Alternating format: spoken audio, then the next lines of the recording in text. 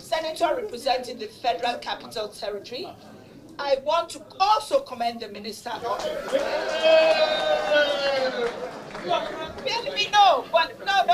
let me speak. It's a well-presented budget. Budget is high, but I would, and I asked my colleagues to pass the budget, but I also think that some issues should be discussed with the minister in Canberra. For one thing, IDPs need to be, there's so many, there are details that the people of FCT or the representative of FCT should discuss with, but I asked my colleagues that they should pass the budget as is. I'm about to say, and I want to challenge anybody. I see some people write, some social school, children are sitting on the floor. Sir, I want to say, we have renovated and furnished not less than 70 schools. I told the Mandate Secretary, remove it from this commission, we don't want to. We will leave that for committee members of the Senate Committee of FCT and the House Committee to give to each of you. Come to this school, you go to that school, you go to the other school. It is easy for people to just to play politics. Go and snap somewhere, put it. This is a school in FCT. People are sitting on the ground. In any case, even if people are sitting on the ground, they'll be sitting on the ground before this administration came. And you cannot say every problem must be solved at the same time. We are taking it one after the other. No government can solve all problems at the same time. It's not possible. But we can beat our chest to say, with these 2 years, this government has been, this is what we have done in terms of education, in terms of infrastructure, and in terms of health. And look at the amount we have budgeted for education in that capital project, not less than 181 billion naira for education. I don't know of any state that can say they have budgeted this kind of money for education in their own state. So I would sincerely say you should look at it very well and see what we have done. I don't want to take your time. If everything is before you, I have pleaded with Mr. Chairman of the too much engagement today. But what's important is that you are able to spare your time to say, look, come and defend this budget you have given to the FCT administration. Before I go forward, let me, so I don't forget, to also inform you, because of your support, we have written to Mr. President to give us 19 days of his convenience to commission projects that are very impactful to the people of their city and to change the landscape of their city. If we include education and the rest, then it will take about 2 months. But we say to Mr. President, will not take all your time, so that you will see that all the support, the 2024 budget, you approve, that we have judiciously utilize it very well to the performance level of 85%. And so, but of most critical is the issue of the International Conference Center. You realize that last year, Mr. President inaugurated the ECOWAS Parliament. It was very embarrassing that a country that has a revenue of 1.3 and non-distributable revenue of 391 billion. is provided in the FCT 2025 statutory budgets. Taking into consideration the parameters highlighted in paragraph 5 above. Now, when compared to the 2025 budget proposal of the sum of 1.7 with the revised 2024 appropriation of the sum of 1.6, there's an increase of the sum of 115 billion in the 2025 statutory budget proposal. This increase is to achieve a realistic budget performance in this 2025, having considered the remarkable improvement in the revenue generated in 2024 fiscal year. Now, the highlights are, of course, presented in the table below. So I don't want to bore you to start reading each of the items because of time. So I seek your permission.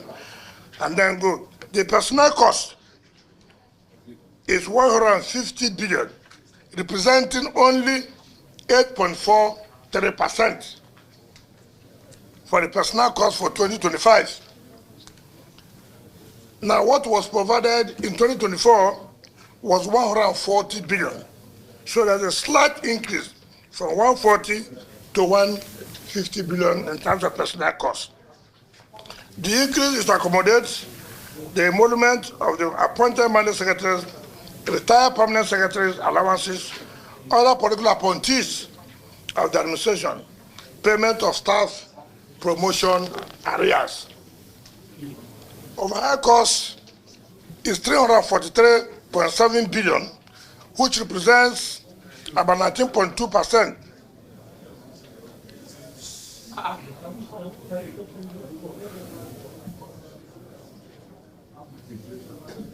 Mr. Chairman, should I go ahead? Yes.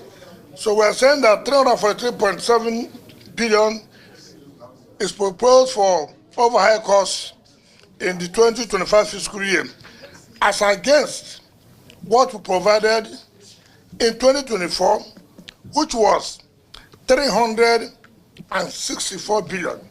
So we have brought down the overhead cost from 364 billion to 343 billion in 2025. This shows a decrease of the sum of 21 billion. The reduction is to increase funding for capital development projects in the FCT. A quick look at the capital expenditure. The overview of the 2025 capital budget estimate are as follows. The sum of 1.2 trillion, representing 72%, is proposed as capital expenditure for the year 2025.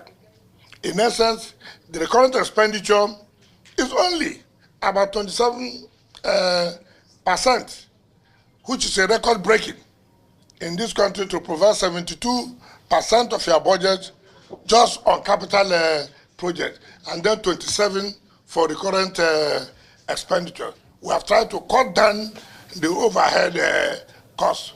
For us, capital expenditure is more important to us now for the development of this country. It's very key. We can't talk about development. You don't have roads. We can't talk about development. The schools are not there. You can't talk about development. Other basic infrastructure that drive development are not there. So it is important to focus on the capital expenditure. Now, that, of course, like I said before, showed 11% increase as against that in 2024. What we provided in 2024 was 1.1 trillion, but now we have provided 1.2 trillion in the 2025 as regards to capital expenditure. Now, out of the proposed capital expenditure, the sum of 80 billion is for Sukuk loan. The sum of 25 billion is for Abuja Light Rail project, which of course from China Exim Bank, which of course you know are non-distributable revenues. And then the sum of 15 billion is for Abuja Greater Water Supply, of course again, is from the China Exim Bank, which has been there before we came on board. Then 250 billion is for commercial loans planned to complete some of these ongoing projects. And Sataratan, while the balance of 919 billion is dedicated, 919 billion is dedicated to the completion of the ongoing projects we already have. So out of 1.2, 919 billion is dedicated to the ongoing projects which have been there before this administration came. Now, out of this 919, FCDA, which is the engine room of the FCT in terms of capital projects, is allocated 801 billion. FCDA, most people talk about FCDA as if it's the administration. FCDA is an agency of the FCT administration. FCDA is an agency of FCT administration. But when I hear people say, oh, FCDA, no, FCDA is not, it's just an agency based just for development, capital development of the FCT. In fact, most public buildings before now is carried out by FCDA. As far as government public buildings are concerned, is carried out by FCDA. That's why even the National Assembly before is being managed through the FCDA under the Federal Capital Territory. Because at that time the contract was awarded, it was paid through the FCDA to the FCT. Now for the capital expenditure, the one of the satellite towns were provided 137 billion for capital projects in the rural areas of the 6 area council. As I speak to you, for this second year anniversary, Mr. President, we have projects for Presidential Commission in Amak, in Gwagwalada, in Kwale, in Buhari. We have done the one of Abachi and Kuje. By the grace of God, next year, the road from Airport Junction to Kuje and Kuje to Gwagwalada will have all been completed, and which will be used for the third time, for the third year anniversary. So, by the time Mr. President finishes his first tenure, you will find it difficult to differentiate between the satellite towns and the city. We are going to Kabusa Keti, Kabusa Etakoshara, and I've told Mr. President, for whatever it is, in this year commission of this project for this year, you must have to find time and go to one of these rural areas, because they have never seen this before. This is the first time they have seen this.